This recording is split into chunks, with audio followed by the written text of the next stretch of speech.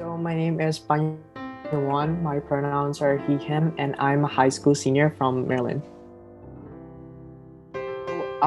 Right now I've already applied to colleges and I'm already starting to hear back from them. So I'm in my senior year, so I'm starting to hear back from them, and I'm planning to hopefully be in person for college this fall.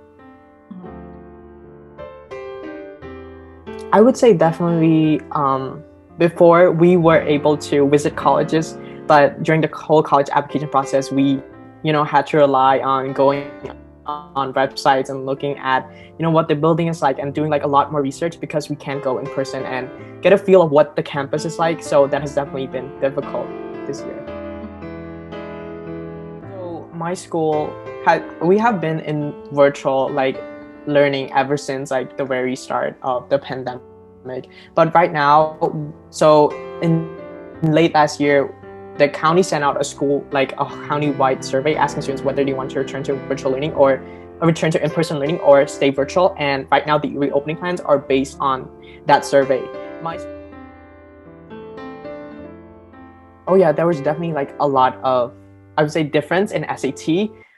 For one, we were registering for SAT. It wasn't even about, practicing for the SAT anymore. It was more like getting a place to actually do the SAT.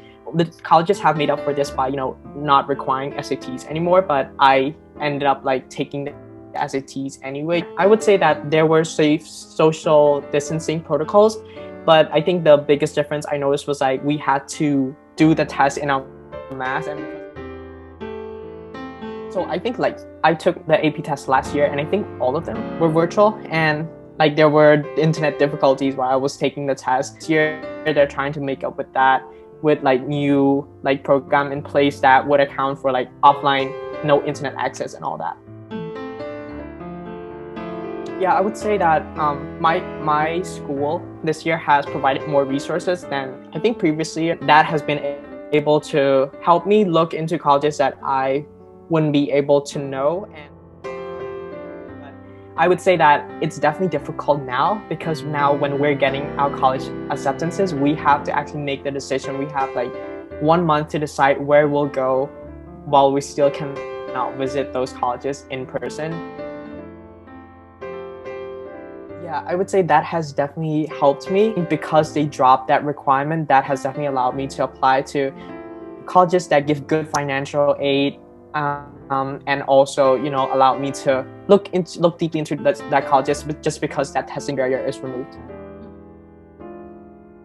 I would say that number one, just don't be afraid to get the support that you need. And second, I would say that in terms of college applications, just it's still the same. It's just that you have to own the process more. But I think that as long as you take the initiative, just look deeply into the colleges, question where you'll be happy at. Just take the initiative and just find out about those colleges as much as possible.